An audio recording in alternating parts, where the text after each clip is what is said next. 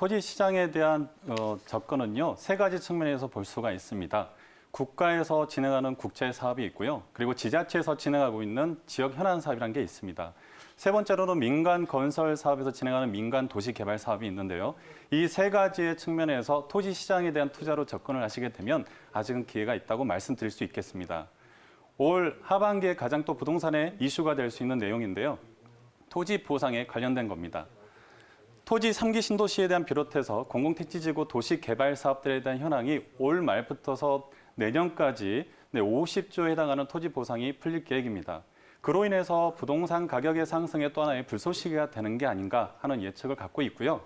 과거에도 토지 보상으로 인한 주택 가격 상승과 그리고 토지 시장으로의 이런 유입됐던 사례들을 보시는 것처럼 현 정부에 대한 부동산 보상으로 인한 부동산 시장에 대한 변화가 있을 거다라고 보고 있습니다. 한 가지 그 측면에서 좀 차이가 있다면 현 주택 시장에 대한 정부의 규제 정책이 크다 보니 거기에 따른 대체할 수 있는 부동산에 대한 관심이 많아지고 있는데요. 거기에 따라서 토지 시장에 대한 관심도 함께 높아져 가고 있습니다. 네, 좋습니다. 우리 주택 시장을 향한 규제가 굉장히 많아지고 있어서 다른 투자처를 찾고 있는 우리 시민 여러분들이라면 우리 아주 반가운 소식이 아닐까 그런 생각이 듭니다. 자, 그렇다면 토지 투자에 앞서서 알아둬야 될 점이 있다면 어떤 게 있을까요? 네. 주택 시장에 대한 그 투자 한로가 막히면서 많은 분들이 이제 토지 시장에 대한 관심이 많아지고 있는데요. 거기에 따라서 많은 분들이 물어보십니다. 토지의 투자는 어떻게 해야 되고 실패 없는 토지 투자를 하려면 어떻게 해야 됩니까? 라고 물어보시는데요. 5가지로 정리를 했습니다. 첫 번째는 정책과 공약입니다. 이 정책이라는 부분에 대한 관심은 꼭 가지셔야 되는데요. 국가 차원에서 들어가 있는 국채 사업이라는 게 있습니다. 특히 국토종합개발계획이라는 과거에 72년도를 기점으로 해서 현재까지 지금 진행을 하고 있는데요. 5차 국토종합계획이 진행하고 있는 사항입니다. 2020년부터 40년까지 20년 단위로 국토에 대한 효율적인 개발과 지역과 거점에 따른 정책사항이라고 보시면 될 것 같고요. 하나의 단면적으로 표현을 드린다 그러면 지금 인구 감소에 따른 저출산과 고령화 시대에 접어들면서 그리고 1인 가구에 대한 부분들의 도시 사업을 어떻게 할 것이냐 이런 이제 도시 정책 사항들도 들어가고요. 4차 산업과 관련되어 있는 스마트, AI라든지 빅데이터 그리고 모바일과 관련되어 있는 첨단 산업 관련되어 있는 부분들도 같이 보셔도 참고가 될 것 같습니다. 한 가지 측면에서 더 보신다 그러면 이제 앞으로에 대한 측면들도 보셔야 되는데요. 남북 관계에 따라서 또 하나의 어떤 개선되는 부분들이 되지 않을까 싶습니다. 경기 북부권에 대한 지역인데요. 거기에 따른 기반 시설에 따른 도로, 철도 이런 이제 사회의 간접 자본과 거기에 대한 거점에 따른 개발 정책도 함께 보시면 도움이 될 것 같고요. 지자체에서 가지고 있는 도시 기본계획이라는 게 있습니다. 5년을 1단계로 총 4단계 20년 단위로 들어가는데요. 시간과 공간 그리고 인구에 따른 향후 정책에 따른 계획들을 가지고 들어갑니다. 지역의 거점이 되는 도시에 따라서 향후 어떻게 키워갈 것인가 거기에 대한 기반적인 모든 부분들이 국제사업과 연계되는 부분들이 크고요. 그리고 정책과 또 하나 관심 가지셔야 될 지역이 공약사항이다라고 말씀을 드립니다. 선거 때마다 가지고 나오는 하나의 정책사항에 의한 그런 부분들이 어떻게 가느냐. 물론 이제 그분들의 또 생각과 방향이 되는 부분들이 부동산 시장에 영향이 크다 보니 이런 부분들을 같이 보시면 도움이 되실 것 같습니다. 자, 두 번째로는 인구입니다. 사람입니다. 사람이 모이고 돈이 모인 곳에 부동산을 투자하라 이런 말이 있죠. 그래서 이 사람에 대한 인구, 유동인구와 유입이라는 두 가지 측면에서 볼 때 많은 사람들이 오고 가는 곳과 유입되는 곳에 따라서 도시가 커지는 지역들, 과거의 사람의 어떤 인구 정책이 현재 많이 증가가 되고 그리고 나중에 또 인구가 커질 수 있는 하나의 정책과 계획들이 들어간 지역들, 이런 지역들을 참고하시면요 도움이 될 수 있다고 말씀드립니다. 세 번째로 입지입니다. 네, 입지라는 것은 부동산이 가지고 있는 특히 토지가 가지고 있는 위치와 주변에 대한 현황을 말씀을 드릴 수가 있는데요. 저는 부동산에 대해서 두 가지 관점에서 보시라고 항상 말씀을 드립니다. 하나는 나무와 숲, 다시 말하면 큰 그림에서에 대한 숲이 들어가는 개발의 호재가 있고요. 그리고 그 부동산이 가지고 있는 하나의 입지적인 부분들. 그래서 그게 서로 상호 관계에 어떤 영향을 주느냐. 이거에 대한 부분들 잘 판단하셔도 좋은 하나의 방향이 되실 것 같습니다. 실패 없는 토지 투자 네 번째입니다. 네, 용도입니다. 용도 내에서도 용도 지역을 말씀을 드리는 건데요. 간혹 이제 상담을 하다 보면 어르신들께서 이렇게 물어보십니다. 집 지을 땅이요, 상가 건물 땅이요, 이렇게 물어보시는데요. 다시 말하면 도시 지역에서 주거 지역, 상업 지역 이렇게 표현할 수가 있고요. 그리고 공업 지역, 녹지로 이렇게 네 가지로 나눠지는 부분입니다. 녹지 같은 경우는 어떤 분들이 혹시 공원 아닙니까? 이렇게 표현도 하시는데요. 공원은 지목에 해당하는 하나의 부분입니다. 28가지의 상태, 전답, 임약, 가수원, 대지, 하천. 그러니까 땅의 이름의 목적을 가진 걸 지목이라 하고요. 녹지는 용도 지역 내에서 하나의 부분이죠. 그래서 그 녹지는 세 가지로 나눠지는 게 자연, 생산, 보존 녹지 이렇게 분류가 됩니다. 거기에 따른 바닥 면적 건폐율과 연면적에 따른 층수가 올라가고요. 향후의 건축물에 대한 부분들이 차이가 있다고 보시면 되겠습니다.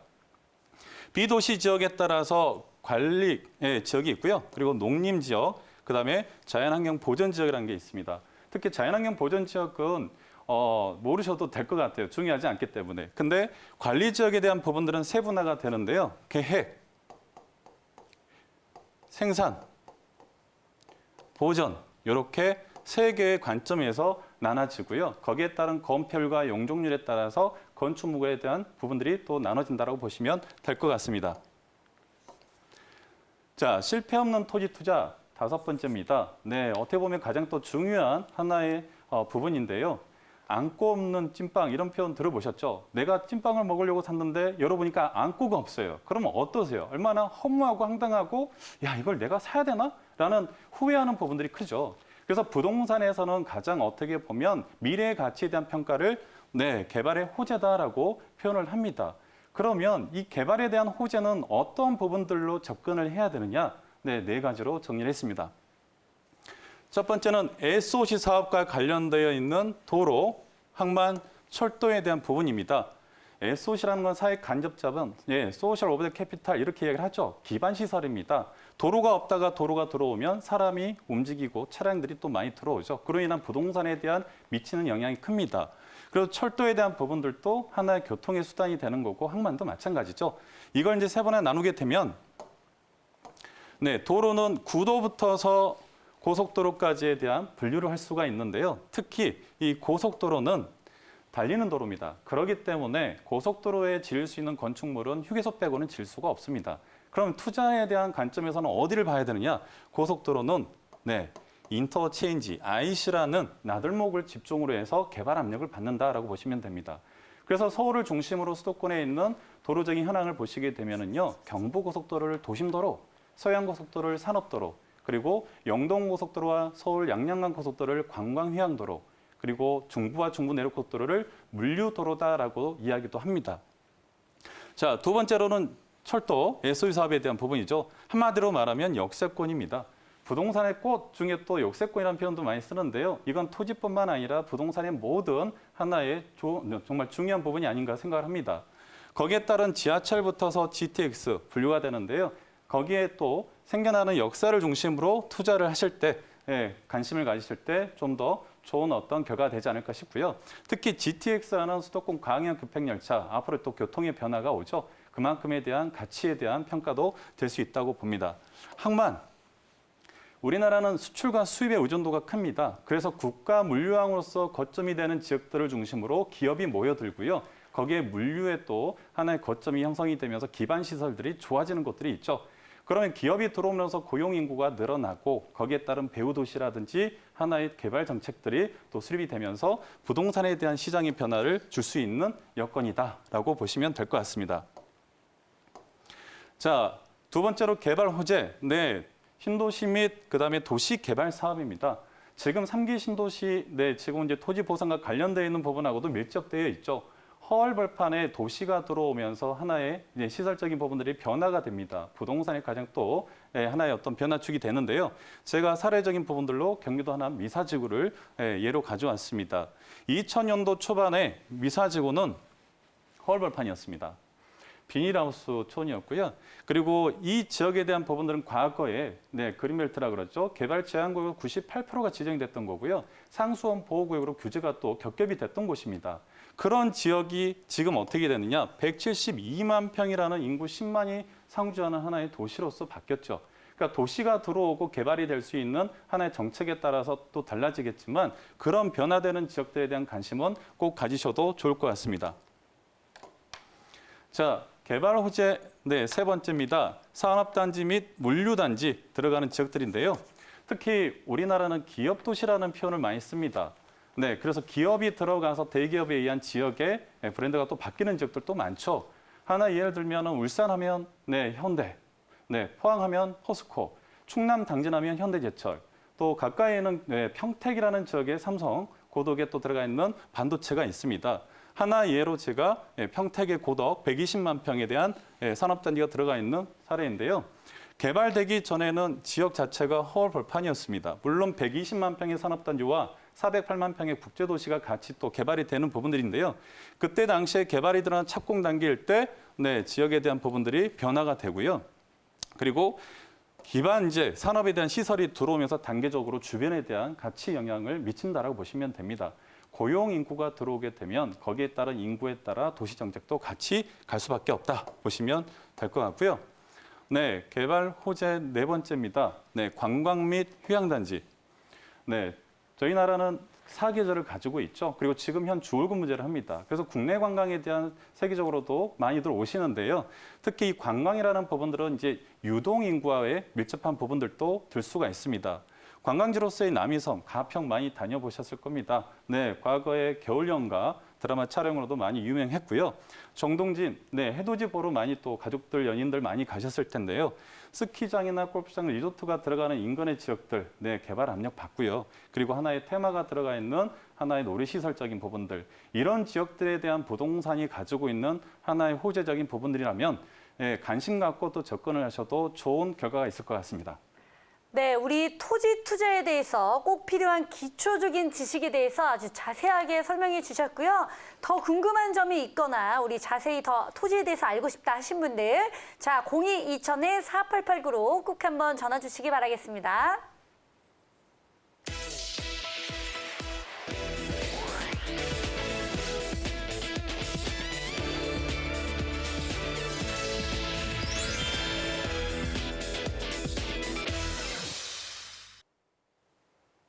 네, 생방송 부동산 지금부터는요, 우리 토지의 가치가 돋보이는 아주 지역들을 엄선해서 자세히 분석하는 시간 가져보겠습니다. 자, 오늘은 어떤 지역을 또 분석할 수 있을까요, 전문가님?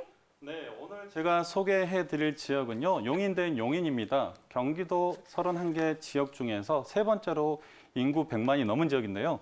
특히 서울과의 접근성이 좋고요. 그리고 경부고속도로 측에서도 가장 핫한 지역이죠. 보시는 지금 경계 입지 여건을 보시게 되면요. 서울과의 접근성, 그리고 바로 위에가 성남입니다. 그리고 시계 반대 방향으로 보시게 되면 수원시가 접해 있고요. 바로 밑으로 오산을 비롯한 화성이라는 지역, 동탄 신도시가 있죠. 화성이 접해 있고요. 그리고 밑에 평택이라는 곳이 있습니다. 용인에 지금 들어가 있는 바로 남쪽에는 이제 안성과 그리고 이천, 경기도 이천을 비롯한 경기도 광주권이 같이 입지적으로 접해 있는 곳입니다.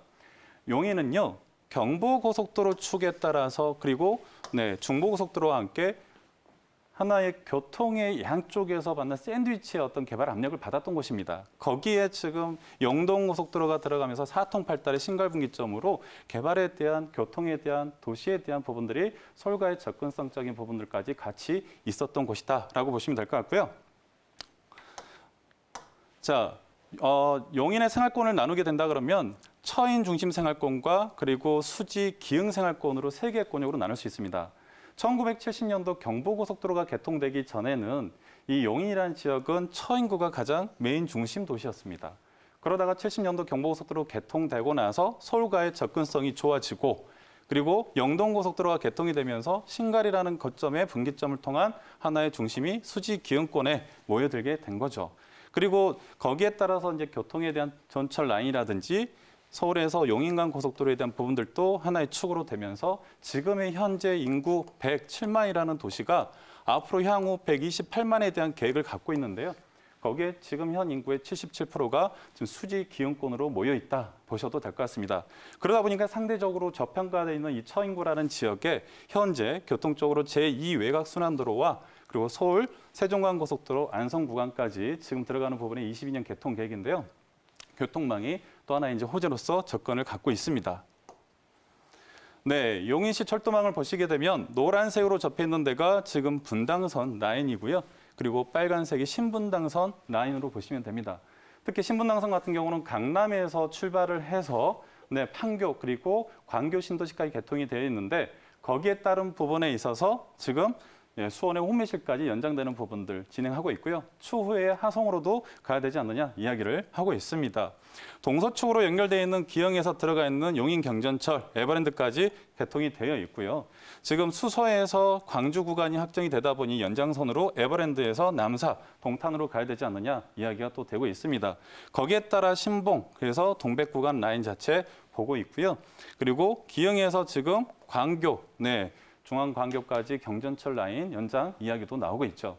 하나 더 또 이야기 드린다면 인덕원에서 지금 동탄으로 가는 구간의 흥덕역 라인들 보실 수 있을 것 같고요. 가장 또 하나 핫한 부분이 GTX A 구간 라인입니다. 그래서 삼성역을 기점으로 해서 지금 파주 운정까지 연장되는 부분, 그리고 동탄까지 들어가 있는 부분들인데요. 24년 계획으로 좀 진행하고 있습니다. 중간에 지금 용인, GTX 여기 들어갑니다. 그래서 그 환승하는 역이 지금 구성역으로 보는데요. 특히 수지 기흥 이 라인 쪽에서 가장 또 하나의 사업이 되는 게 용인 플랫폼 시티 84만 평 도시 개발이 잡혀 있다 보시면 될 것 같습니다. 자, 용인 도시 발전축은요, 세 가지 측면에서 말씀드릴 수가 있습니다. 경부 강역축이 있고요. 그리고 동서 중심축, 그리고 신성장축으로서 지금 들어가 있는 서울 세종간 고속도로 축 이렇게 보시면 될 것 같습니다. 1970년도 개통된 경부 라인 쪽으로 해서 서울과의 접근성적인 부분들이 좋아지다 보니까 경부 축에 대한 부분들은 가장 핫하다라고 말씀을 드리고 있고요. 거기에 따른 도시적인 여건들, 경제적인 여건들이 많이 활성화되어 있죠. 특히 삼성 반도체 라인으로서도 설명하기도 합니다. 동서축에 따른 중심축, 보시는 것처럼 행정의 시청을 소지하고 양지의 물류 거점으로서의 개발이 또 잡혀 있다라고 보시면 될 것 같고요. 신성장축에 따라서 포곡과 모현 그리고 원삼이라는 인터체인지를 볼 수가 있는데요. 하나의 포곡 모현 같은 경우는 가장 대표적인 게 에버랜드를 비롯한 관광 휴양권이죠. 그리고 원삼이라는 처인구 자체에 대한 하나의 호재가 뭐냐 그러면 뒤에서도 또 말씀을 드리겠지만 SK 하이닉스 135만 평에 대한 기업이 들어왔다라는 거에 대한 부분을 말씀드릴 수 있겠습니다. 용인시 처인구가 가진 개발에 대한 호재는 무엇이냐? 저평가된 지역.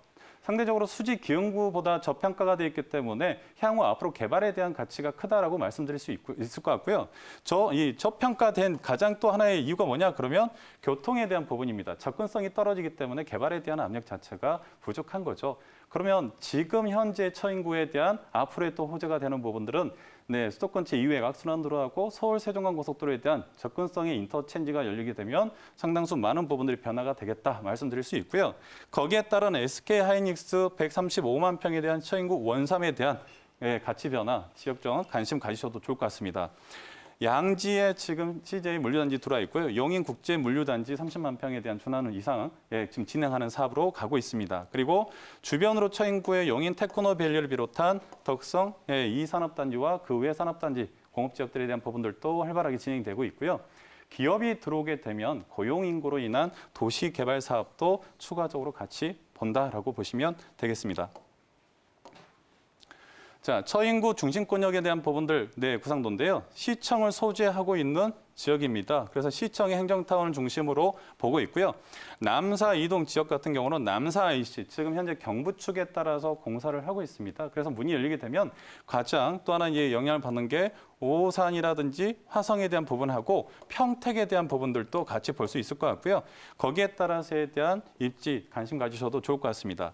양지는 물류에 대한 부분들 보시는 거고요. 그리고 포곡과 모현은 에버랜드를 비롯한 관광 거점, 그리고 원삼은 SK가 들어가는 부분에 135만 평에 대한 기업 거점의 도시가 될 것 같고요. 배감이라는 지역은 6차 산업과 관련되어 있는 하나의 농촌 지역으로서 6차 산업이 뭐냐 물어보시는 분들이 계세요. 1차 농업, 2차 생산, 가공 산업이고요. 3차가 서비스 산업이죠. 이 세 가지를 합쳐놓은 하나의 농촌의 이익이 될 수 있는 산업, 그게 6차 산업이다라고 보시면 될 것 같습니다. 자, 용인시 6차 산업과 연계해서 벨트를 보시면요. 잘 정리가 되어 있는데요. 경부 고속도로 축에 따라서 수지 기흥 자체가 R&D 기반 그리고 융복합 클러스터로서 들어가 있고요. GTX 그리고 여기에 따른 이제 삼성 반도체 라인으로서 핫한 부분이다라고 볼 수 있습니다. 밑으로는 남사 인터체인을 기점으로 해서 남사 용인 테크노밸리와 복리산업공업지역하고요, 남사 산단 비롯한 이제 첨단 거점으로서의 개발 축이 잡혀 있고, 거기에 따른 이제 모현하고 포곡축은 문화 관광 거점, 다시 말하면 에버랜드를 비롯한 주변의 사람들이 많이 와서 먹고 놀고 즐길 수 있는 곳이죠. 그리고 용인의 중심 산업 거점이 되는 부분의 행정과 그리고 국제 물류 유통 그리고 대학가들을 중심으로 한 도시의 거점이 되겠다 말씀을 드릴 수 있을 것 같고요. 양지는 아까 말씀드렸던 것처럼 물류의 하나의 중심이 축이 된다라고 보시면 되겠습니다. 원삼이라는 지역에 대한 하나의 가치는 뭐냐? 네, 기업이 들어오면서 지역에 대한 변화 가치 이렇게 평가를 하셔도 좋을 것 같고요. 배감은 6차 산업과 관계되어 있는 부분에서 평가하셔도 좋을 것 같습니다. 자, 처인구에 대한 개발, 요건 이제 조감도입니다. 지역과 관련된 내용들인데요. 산업단지가 들어오면서, 네, SK 하이닉스가 들어오면서 주변에 대한 변화들, 네, 그리고 나들목이 들어오면서에 대한 접근성들 이렇게 평가하시면 될 것 같고요. 용인 국제물류단지와 CJ 그리고 테크노비를 비롯한 기업들에 대한 네, 부분들을 보시는 겁니다. 자, 경기도 용인시, 네, 다시 한번 정리를 하겠습니다. 용인이라는 지역, 네, 왜 용인이 되느냐? 네, 인구가 지금 100만이 넘었습니다. 경기도 31개 지역에서 세 번째로 도시가 100만이 넘은 지역인데요. 첫 번째 수원시, 두 번째가 고양시죠. 그래서 이 세 번째에 대한 부분에 있어서 도시가 커지면서 앞으로 향후 128만이 되는 지역이고요. 서울과의 접근성이 좋고 경부고속도로와 영동고속도로를 축으로 네, 하나의 십자 형태의 사통팔달 그리고 제2 외곽순환도로와 서울 세종간 고속도로가 들어가면서 원삼과 무현 그리고 포곡과 서용인이라는 네, 인터체인지가 22년도에 다 열리기 때문에 거기에 따른 거점으로 보시면 좋을 것 같습니다. 수지 기형에 따른 부분들, 네, GTX하고 그다음에 용인 플랫폼시티 84만 평 준하는 도시개발 사업, 그리고 남사 인터체인지가 열리면서 하나의 산업벨트, 그리고 포곡과 모현은 관광, 네, 휴양 거점으로 보시고요. 용인시청에 들어가 있는 행정타운과 원삼이라는 SK, 그리고 배감이라는 6차 산업과 관계되는 부분들, 이런 지역들에 대한 하나의 정리가 되셔서 접근하시면 좋은 하나의 기회가 되지 않을까 싶습니다.